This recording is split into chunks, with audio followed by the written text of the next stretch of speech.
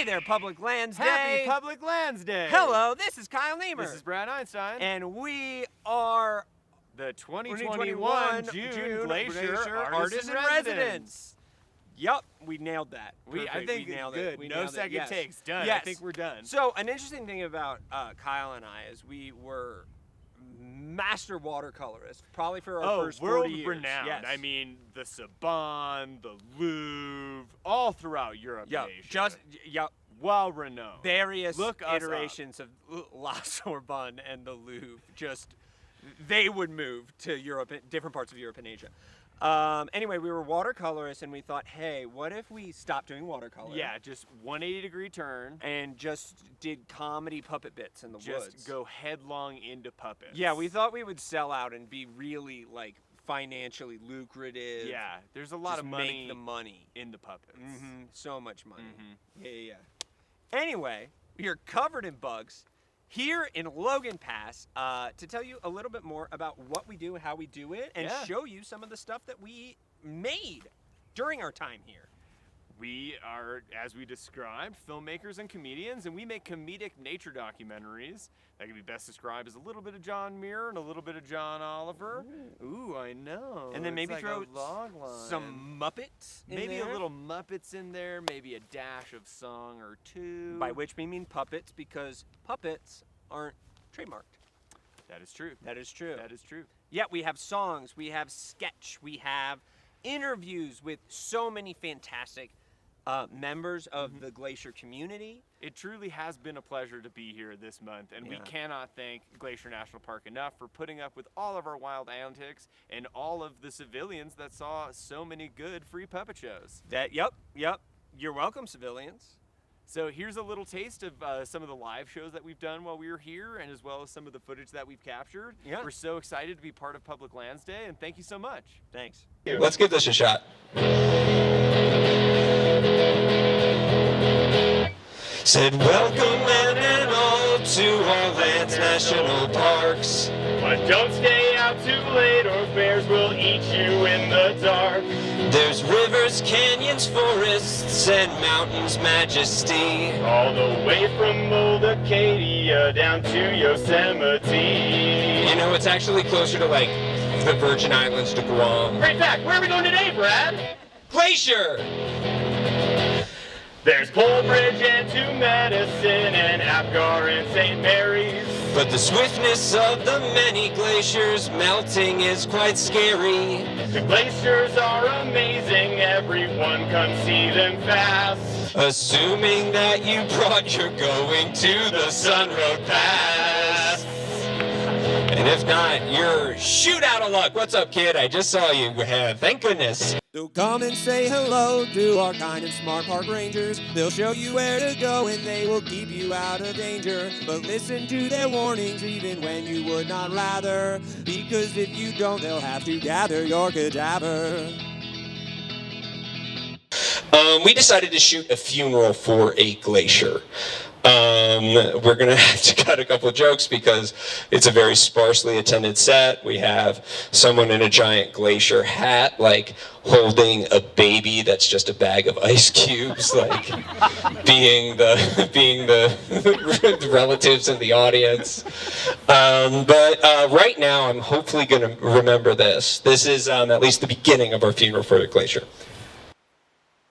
Friends, family, flora, fauna, forest spirits, and or swamp things. We gather together not just to mourn a kind of, sort of, not quite death, but to celebrate a kind of, sort of, not quite life.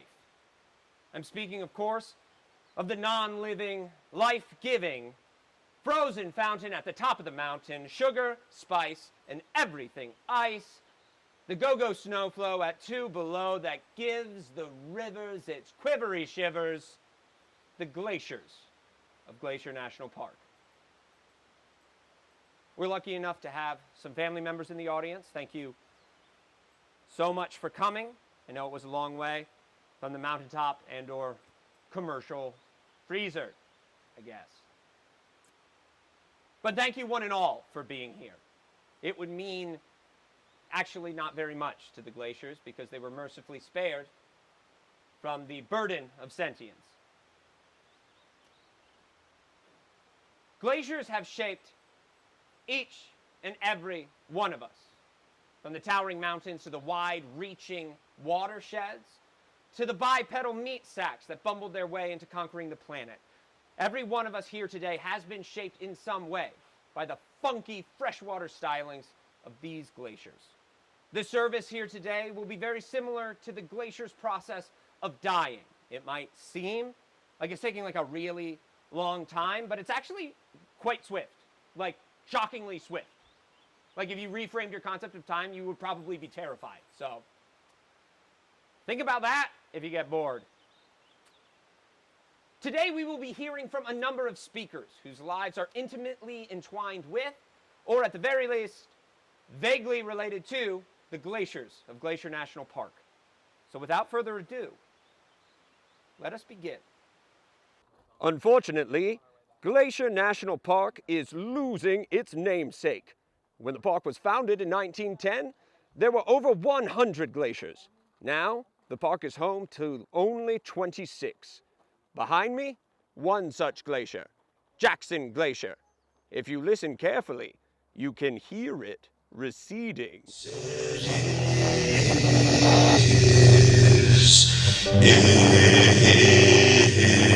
It's hot in here.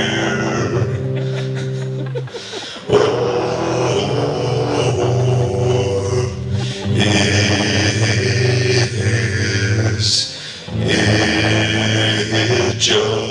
it just me? And yeah, that's it.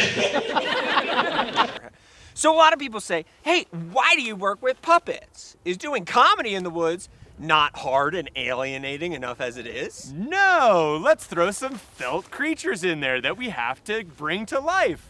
But Kyle brings up an excellent point. They are creatures, and while it can be difficult and rotator cuff destroying to work with puppets, they are quite a bit easier to capture than live animals. We would love to capture live animals, but sometimes it can take months and months and months to just get a few clips to tell the story that you want to tell.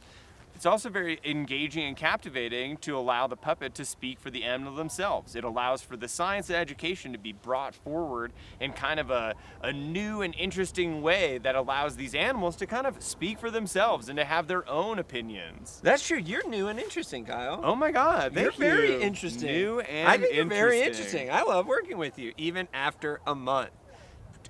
Can you say the same? You don't have to answer, because I don't want to know what the answer is.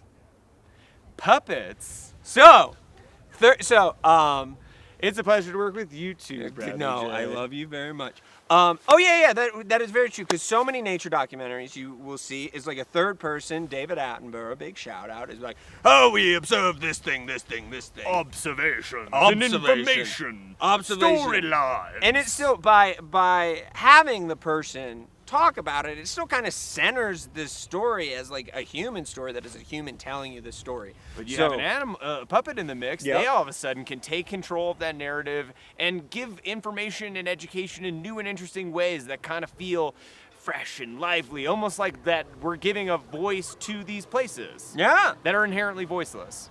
I think that these creative works are very interesting and captivating, especially in a too. time like this. I feel like there's such a turning of the tide in our world right now, and to be able to come to these wild, open places and truly soak them in and to try to give back in a way. I mean, the best case scenario and my hope for this project is that it opens some people's eyes, it makes them learn something new, maybe take something away, and then at the best case probably, want to take some action themselves, even maybe come and see this place and want to protect it for themselves. Absolutely. And I also feel like I appreciate in the work that we do together is using the tools of irreverence in service to reverence. Because I feel like everybody remembers that time when you're a kid where you cared about the rainforest, where you cared about the environment, where it was a really big deal, and then life got in the way, and you became callous and savvy, and like too smart for your own good. And sometimes using that language, be like, cool, yeah, we get it, we're callous as well. Cool.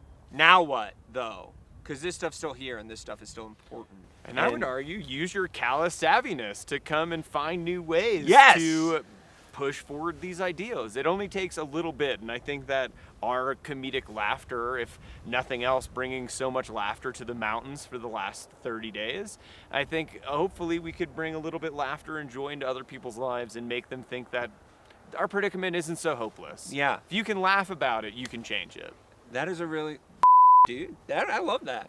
And touching on one last thing on that too was we were so grateful that Glacier National Park considered our work art, because so often it is musicians or painters, and we were so grateful that they understood and appreciated comedy as an art form and our work as an art form, because the wilderness echoes so much of our own spirits. Its spirit is so untamable, and yet when we match its magnitude with our own spirits, it's amazing what can come out of that. And even when it's ludicrous, like the work we do, it's beautiful. And I hope that our work encourages you to wander deeper into the forest and see what manifests. There's so much amazement out there, even in your own backyard. Yeah. And if you just take a little bit of time and breathe deep, these places are amazing and you should come see them. But there are amazing places everywhere, in your own backyard, in your own states. And I hope that if nothing else, this art can push you forward to really being excited about public lands and going out and seeing them for yourselves. Also, if you're a congressperson watching this, give the MPS more money. Yeah. Give them more money. Have money, give it to the MPS, because it's not that much. Do you know what has... Is there a billionaire in there? Yeah, Is there a a billionaire? Can we get? Yeah. Just maybe You know what a I- little, You- just like a scotch. A scotch That of would be the terrific. dollars. You know what I've never used once? An F-35 jet that never Yeah, worked. yeah. So maybe, I don't know, maybe give the MPS some money. In conclusion, In conclusion, thank you so much for Thank your you. time. I hope you enjoyed the art that you've seen and the work that we've got to do here. It has been our pleasure. Thank you so much, Glacier National Park, for it has having been our us. honor and our pleasure And privilege. and privilege. joy. It's been our white privilege. Oh, dear. Oh, boy. And now, a walk-off.